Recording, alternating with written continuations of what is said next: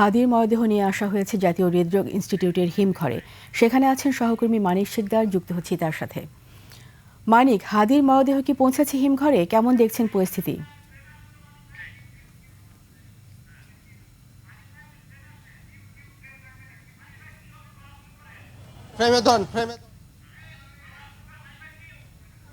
এই মুহূর্তে আমরা দেখতে পাচ্ছি যে জাতীয় হৃদরোগ ইনস্টিটিউট হাসপাতালের সামনে কিন্তু আমরা এই মুহূর্তে অবস্থান করছি এবং কিছুক্ষণ আগে জাতীয় হৃদরোগ ইনস্টিটিউট হাসপাতালে নিয়ে আসা হয়েছে শহীদ ওসমান হাদির মরদেহবাহী যে তার যে গাড়িটি ছিল সেটি চলে এসছে। আমরা সেখান থেকে যেভাবে আসলে তাকে বের করে নিয়ে আসার কথা ছিল শিডিউল অনুযায়ী, সেরকম হয়নি। আপনি জানেন যে ৮ নম্বর গেটের সামনে আমরা দাঁড়িয়েছিলাম শাহজালাল আন্তর্জাতিক বিমানবন্দরের সামনে, কিন্তু সেখানে থেকে আসলে বের করা হয়নি। তাকে অন্য আরেকটি গেট দিয়ে, অর্থাৎ থার্ড টার্মিনালের পাশ দিয়ে যে গেটটি আছে সেটি হয়ে জাহাঙ্গীর গেট হয়ে তাকে নিয়ে আসা হয়েছে জাতীয় হৃদরোগ ইনস্টিটিউট এই হাসপাতালে। এবং এই মুহূর্তে আপনি দেখতেই পাচ্ছেন যে অসংখ্য মানুষের আসলে ভিড় আমরা লক্ষ্য করছি। বিশেষ করে গণমাধ্যম কর্মী যারা যেমন আছে নিরাপত্তা রক্ষী বাহিনী যারা আছে তারা আছেন, এবং উৎসুক জনতাও আমরা দেখতে পাচ্ছি। আমরা দু একজনের সাথে একটু কথা বলতে চাই। এখানে আপনি আসলে কেন এসেছেন? এই মুহূর্তে এখানে কেন এসেছেন? এই মুহূর্তে আসছি একমাত্র হাদি ভাই আসবে, হাদি ভাইয়ের মরদেহ নিয়ে আসবে, এই জন্য দেখতে আসছি আর কি। এই যে হাদি ভাই যে মারা গেল, এই বিষয়টার জন্য আসলে সরকারের কাছে আপনি কি চান, যে এই বিচারটা আসলে কত দ্রুত করা উচিত বলে আপনার কাছে মনে হয়? আমরা বিচার চাই, মানে খুব দ্রুত বিচার চাই, এবং যে বা যারা এর সাথে জড়িত আছে তাদের জন্য সর্বোচ্চ শাস্তি দাবি করছি আমরা। এবং যেই হোক, সে যে দলেরই হোক, তার জন্য সম্পূর্ণ শাস্তি হয়। অসংখ্য ধন্যবাদ। আমরা কথা বলছিলাম, এখানে একজন উৎসুক জনতা ছিলেন এবং তিনি নিজেও একজন শিক্ষার্থী, এবং এরকম অনেক শিক্ষার্থী আছে, ছাত্র আছে, জনতা আছে যারা এই ওসমান হাদির লাশটি দেখার জন্য, এক নজর দেখার জন্য এখানে আসলে সবাই এসে ভিড় জমিয়েছেন। কিন্তু এইটা যেহেতু ঘরে রাখা হবে, সেই হিমাগারে রাখা হবে। যদিও বলা হয়েছিল যে ঢাকা বিশ্ববিদ্যালয় কেন্দ্রীয় মসজিদে নিয়ে যাওয়ার কথা ছিল, কিন্তু সেটা পরবর্তীতে হয়নি। সেটা কি কারণে হয়নি সেটা এই মুহূর্তে আমরা আসলে সঠিক তথ্য আমরা জানি না।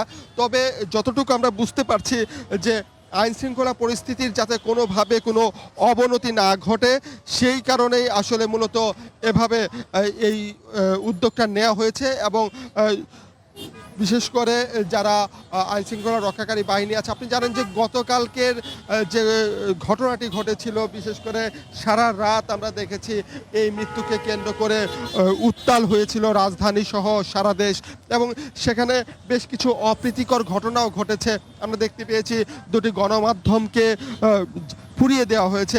তো এবার যেটা হয়েছে, আইনশৃঙ্খলা রক্ষাকারী বাহিনী হয়তো তারা চিন্তা করেছেন যাতে এই লাশকে বহন করাকে কেন্দ্র করে কোনো রকমের অপ্রীতিকর ঘটনা যেন না ঘটে, সেই কারণে অনেকটাই গণমাধ্যম এবং উৎসুক জনতা যারা আছে, সাধারণ মানুষ যারা আছে, তাদেরকে এড়িয়ে আসলে যেভাবে রুট প্ল্যান করা হয়েছিল সেই রুট প্ল্যানে না গিয়ে ভিন্ন রুট দিয়ে তাকে নিয়ে আসা হয়েছে। আপনি জানেন যে সাধারণ মানুষ, আপনি দেখতে পাচ্ছেন, আমরা যদি দেখাই এখানে অনেক মানুষ আসলে ভিড় করেছে। দুই ধারের রাস্তাও কিন্তু অনেকটা বন্ধ হয়ে গেছে, থেমে থেমে গাড়িগুলো চলছে। যদিও আজকে শুক্রবার, সেই কারণে আমরা ছুটির দিন থাকাতে কিছুটা যানজটটা একটু কম, কিন্তু তারপরেও এই শ্যামলী এলাকা এবং আমরা যদি দেখাই এই এলাকায় কিন্তু মূলত বেশ একটা যানজট আমরা লক্ষ্য করছি। এই মুহূর্তে আমরা যদি যা দেখাচ্ছি, আপনি দেখতেই পাচ্ছেন যে এখানে এই হাতির মরদেহকে আশাকে কেন্দ্র করে অন্যান্য যে সাধারণ রোগী যারা আছে তাদেরও কিন্তু এখানে চিকিৎসা চলছিল, এবং সেই চিকিৎসার জন্য বহন করা যে সমস্ত অ্যাম্বুলেন্স বা যে সমস্ত গাড়ি চিকিৎসক বা অন্যান্য রোগীদের জন্য ব্যবহৃত যে সমস্ত গাড়িগুলো আছে, সেই গাড়ি এগুলো আনা এবং নেয়া বেশ কিছু সমস্যা এবং সংকটও কিন্তু আমরা দেখতে পাচ্ছিলাম। বিশেষ করে আমরা দেখতে পাচ্ছি যে গণমাধ্যম কর্মীদের প্রচুর ভিড়, টেলিভিশন, নিউজ পেপার সহ অন্যান্য যে সমস্ত অনলাইন মিডিয়া আছে এবং অনেকে ইউটিউবারদেরকেও কিন্তু আমরা এখানে দেখতে পাচ্ছি, যারা আসলে বিভিন্ন ধরনের কন্টেন্ট তৈরি করার জন্য মূলত এখানে এসেছেন। কিন্তু আইন শৃঙ্খলা রক্ষাকারী বাহিনী থেকে যেটা বলা হচ্ছে যে এখানে অযথা যেন কোনো ধরনের ভিড় না করা হয় এবং আইন শৃঙ্খলা পরিস্থিতির অবনতি হয় এমন কোনো কাজ যেন না হয়। আমরা দেখতে পাচ্ছি এখানে র্যাবের বেশ একটা দল এখানে প্রবেশ করছে, নতুন করে এখানে আইন শৃঙ্খলা বাহিনীর সদস্যরা যুক্ত হচ্ছেন।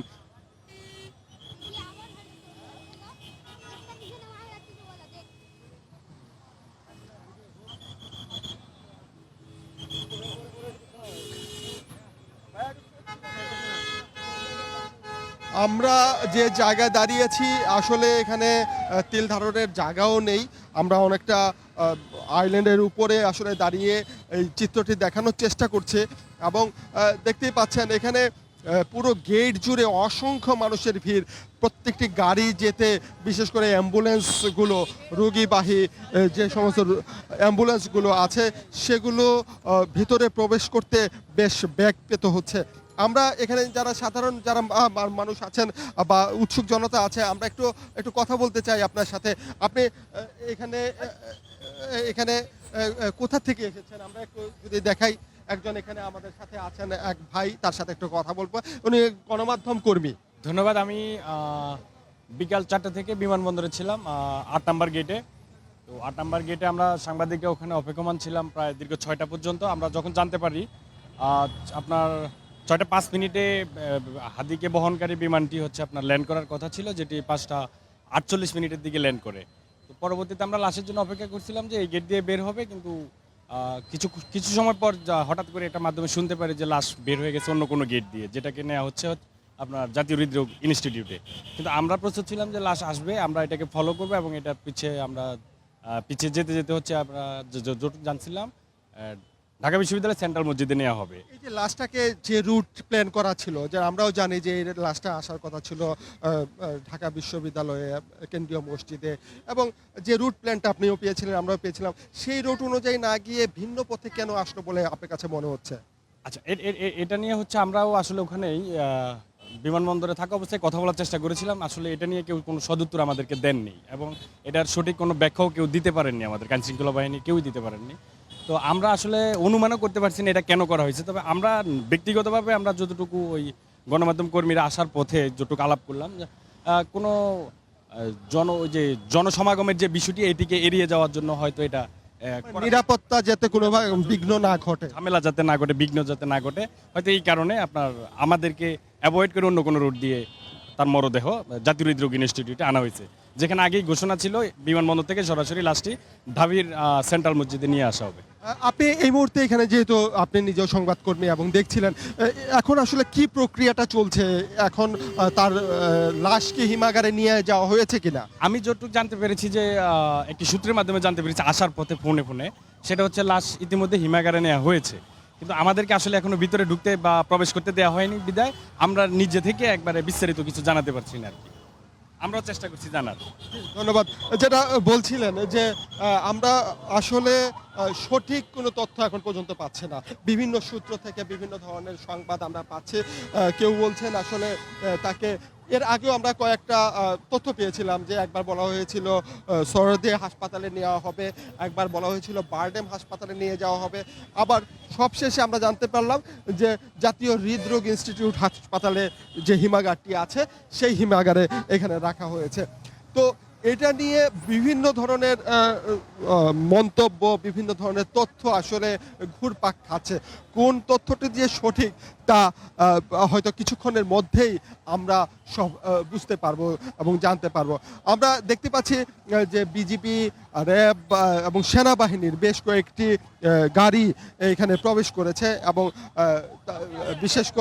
বিশেষ করে ভাই আমরা দেখতেই পাচ্ছি যে এখানে মূলত যে সমস্ত নিরাপত্তা রক্ষীদের গাড়ি যে সংখ্যা এখানে প্রবেশ করছে এটা খুব একটা স্বাভাবিক প্রক্রিয়া নয়, একটা স্বাভাবিক প্রক্রিয়া নয়।